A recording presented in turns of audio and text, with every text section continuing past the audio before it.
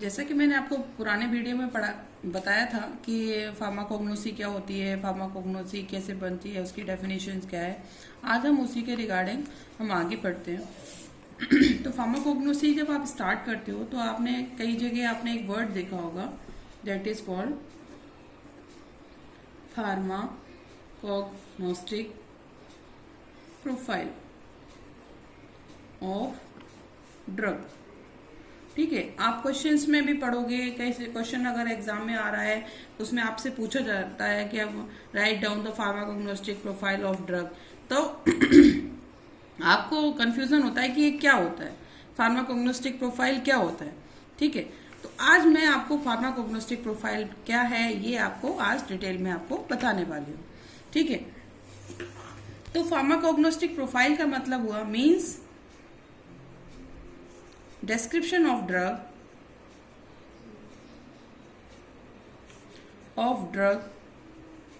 in a systematic manner। ठीक है, हम कोई भी ड्रग है उसका हम डिस्क्रिप्शन देंगे, उसको एक प्रॉपर सीक्वेंस में, एक प्रॉपर सिस्टमेटिक वे में देंगे, उसको हम क्या बोलेंगे, फार्माकोग्नोस्टिक प्रोफाइल। तो हम जैसे कोई भी एक ड्रग लेते हैं, जस्ट फॉर एग्जांपल हमने एक ड्रग ली,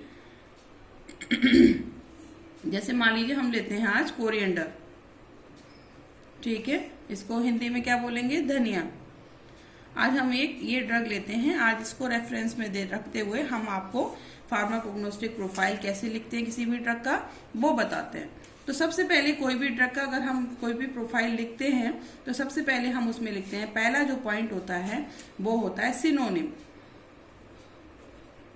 इसको वर्निकुलर नेम भी बोलते हैं। सिनोनिम मतलब वर्निकुलर नेम, मतलब इसको हम और क्या क्या बोलते हैं, तो हिंदी में क्या बोलते हैं, इंग्लिश में क्या बोलते हैं, बहुत सारे सिनोनिम्स किसी भी ड्रग के होते हैं। तो जैसे हमारा कोरिएंडर है तो इसको हम क्या बोलते हैं, नॉर्मली धनिया बोलते हैं, इंग्लिश में बोलेंगे तो इसे कोरिएंडर बोलेंगे। ठीक है, तो ये पहला पॉइंट हुआ। दूसरा पॉइंट होता है बायोलॉजिकल सोर्स। ठीक है, बायोलॉजिकल सोर्स में आप ध्यान रखिए कि 3 चीजें आपको मेंशन करनी होती हैं। सबसे पहले तो biological name of the plant, दूसरा है पार्ट यूज्ड, कौन सा पार्ट यूज हो रहा है उस प्लांट का, और तीसरा है आपका उसकी क्या फैमिली है। जब ये तीनों मिल जाते हैं तब ये पूरा टोटल ओवरऑल क्या कहलाता है, आपका बायोलॉजिकल सोर्स कहलाता है किसी भी ड्रग का। तो हम यहाँ एग्जांपल क्या लिया था हमने, कोरिएंडर। तो कोरिएंडर का बायोलॉजिकल सोर्स, बायोलॉजिकल नेम क्या होता है, कोरिएंड्रम सटाइवम। ठीक है, इसका पार्ट कौन सा यूज होता है, ड्राइड राइप फ्रूट। ठीक है, और फैमिली क्या होती है इसकी, अम्बेली फिरे।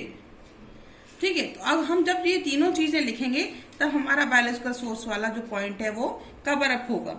उसके बाद तीसरा पॉइंट इसमें आता है ज्योग्राफिकल सोर्स। ज्योग्राफिकल सोर्स का क्या मतलब है कि कहाँ कहाँ ये कल्टीवेट होता है, कहाँ कहाँ ये मिलता है। तो हम अगर बात करें तो धनिया जो है, कोरिएंडर जो है, cultivated through out European countries and in India also. European country की अगर हम बात करें, जस्ट लाइक रशिया हो गया, हंगरी हो गया, हॉलैंड हो गया, यहाँ पे ये मिलता है। और क्योंकि हम इंडिया में रहते हैं तो ये इंडिया में भी बनता है। अब हम क्योंकि इंडियन हैं, हमें पता होना चाहिए इंडिया में ये कहाँ कहाँ मिलता है।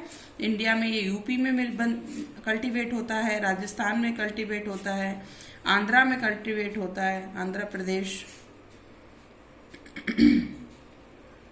ठीक है, तो ये महाराष्ट्र में कल्टीवेट होता है। तो यहाँ हमारे इन स्टेटों में जो है इसका कल्टीवेशन होता है। क्योंकि हम इंडियन हैं तो हमें इंडिया का, अगर हम लिखते हैं तो हमें इंडिया का लिखना पड़ेगा कि इंडिया में कहाँ कहाँ कल्टीवेट हो रहा है। तो हम इससे थर्ड पॉइंट हमारा कवर अप होता है। फोर्थ पॉइंट है आपका फोर्थ पॉइंट आता है कल्टीवेशन, कलेक्शन एंड प्रोसेसिंग। ठीक है, तो आपने इसमें तीन चीज देखी, कल्टीवेशन, कलेक्शन एंड प्रोसेसिंग। अब इन तीनों स्टेप्स के लिए हमें डिफरेंट, हमारे जो फैक्टर्स हैं वो डिफरेंट डिफरेंट चीजें होती हैं। जैसे कि अगर हम कल्टीवेशन की बात करें कि पौधा जो है, जो ड्रग है, वो उस कहाँ कहाँ हमारी कल्टीवेट हो सकती है, उसके कौन कौन से, तो इसके जो कल्टीवेशन जो फैक्टर्स रेस्पॉन्सिबल होते हैं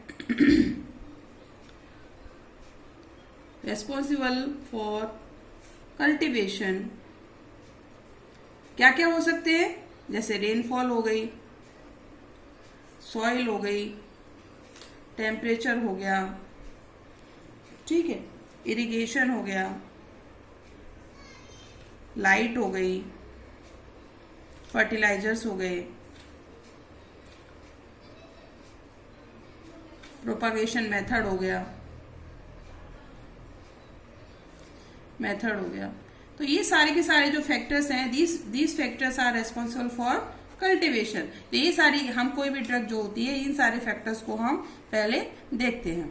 उसके बाद हम कलेक्शन करते हैं। कोई भी चीज, हमारा पौधा हमारा कल्टीवेट हो गया, बन गया, पौधा इस लायक हो गया कि हम उसमें से हम उसको ले सकते हैं, उसको कलेक्ट कर सकते हैं, तो हम कलेक्शन करेंगे। कलेक्शन के लिए हम दो चीजों को इम्पोर्टेंट होता है, दो चीजें हम ध्यान में रखते हैं।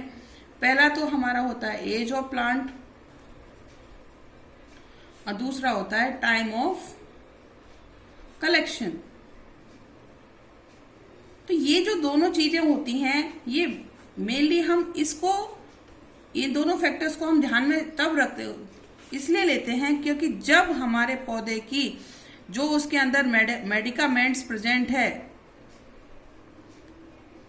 मेडिकामेंट की कंसंट्रेशन जो है सबसे ज्यादा होगी, हाइयर होगी, उस टाइम पे हम, उस एज पर हम, और या उस टाइम पे हम इसको कलेक्ट करेंगे, किसी भी ड्रग को कलेक्ट करेंगे। जैसे मान लीजिए अगर हम सिंकोना की बात करें, ठीक है, या फिर हम चलो धनिया की बात कर रहे थे, धनिया की ही बात करें, तो धनिया हम कब कलेक्ट करते हैं, एक तो हमारा, हम जब रॉ होता है, ग्रीन होता है, तो उसके धनिया पत्ता यूज करते हैं। लेकिन अगर हमें सीड चाहिए तो सीड के लिए हमें वेट करना पड़ता है, हमें देखना पड़ता है कि उसमें सीड आ गया, उसमें क्या कहते हैं, वो ड्राई हो गया कि नहीं हो गया है, ठीक है। तो वो सारी चीजें जो है हमारे इसमें देखा जाता है कलेक्शन के टाइम पे। तीसरी चीज थी जो, वो थी प्रोसेसिंग। तो प्रोसेसिंग को में क्या करते हैं, अब हमने ड्रग को कलेक्ट कर लिया, ड्रग को कलेक्ट करने के बाद नेक्स्ट स्टेप क्या आया, प्रोसेसिंग। तो प्रोसेसिंग में हम क्या करेंगे, क्रूड ड्रग को लेंगे, उसको ड्राई करेंगे और उसको पैक कर देंगे, ठीक है। तो ये टोटल हमारा क्या हुआ, तीनों स्टेप हमारे कल्टीवेशन, कलेक्शन और प्रोसेसिंग, इसमें हमने आपको समझाया। उसके बाद नेक्स्ट स्टेप जो आता है हम वो होता है मॉर्फोलॉजी। मॉर्फोलॉजी ऑफ प्लांट, ठीक है। तो मॉर्फोलॉजी में हमारा क्या क्या आ जाएगा, कलर आ जाएगा, ऑर्डर आ जाएगा, टेस्ट आ जाएगा, शेप एंड साइज आ जाएगा, ठीक है। ये सारे के सारे जो फैक्टर्स हैं हमारे मॉर्फोलॉजी के अंदर आ जाएंगे। उसके बाद 6 पॉइंट है हमारा माइक्रोस्कोपिक स्टडी। इसमें हम क्या करते हैं, इसमें हम टोटल ओवरऑल हिस्टोलॉजी के बारे में, हिस्टोलॉजी को हम स्टडी करते हैं, चाहे वो रॉ ड्रग पे करें या फिर हम पाउडर ड्रग पे करें, ठीक है। माइक्रोस्कोप में रखकर इसको हम, इसकी पूरी स्टडी करेंगे। उसके बाद जो सबसे मेन, जो इसका स्टेप है फार्माकोग्नोस्टिक स्टडी का, जो सबसे मेन स्टेप है वो है that is called chemical constituents. इसको हम एक्टिव कॉन्स्टिट्यूएंट्स भी बोलते हैं, ठीक है। यही जो एक्टिव कॉन्स्टिट्यूएंट होता है, यही जो होता है, ये किसके लिए रेस्पॉन्सिबल होता है, for the pharmacological activity of plant. Chemical activity का मतलब समझे आप, कि जो उसकी थेराप्यूटिक वैल्यू होगी, थेराप्यूटिक वैल्यू जो होगी उसके लिए ये जो है वो रेस्पॉन्सिबल होता है। इसीलिए ये किसी भी ड्रग का, कोई भी ड्रग हम जो लेते हैं, इतनी मेहनत करते हैं उसके साथ, वो किस लिए करते हैं, उसके मेन केमिकल कंस्टिट्यूएंट के लिए, क्योंकि उस वही हमारे काम आता है, उसकी थेराप्यूटिक वैल्यू हमारे काम आती है। तो हम अभी एग्जाम्पल जो हमने लिया था वो धनिया का लिया था, तो उसमें हमारा मेन केमिकल कंस्टिट्यूएंट क्या हो जाएगा, इसमें वोलेटाइल ऑयल प्रेजेंट होते हैं। वोलेटाइल प्रेजेंट होने की वजह से क्या होता है, जो इसका जो मेन केमिकल कंस्टिट्यूएंट होता है डी लाइनालून जो होता है, इसको हम कोरिएंड्रोल भी बोलते हैं।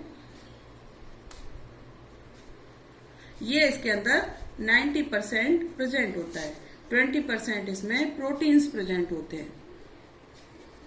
ठीक है, विटामिन रिच होता है, रिच इन विटामिन ए। ठीक है, तो अगर हम केमिकल कंस्टिट्यूएंट की बात करें तो ये हो गया। ठीक, अब क्योंकि हमारा वोलेटाइल ऑयल इसमें 90% प्रेजेंट है, तो हम इसका जो यूजेस है, अब से नेक्स्ट जो इसका पॉइंट आएगा वो आता है यूजेस।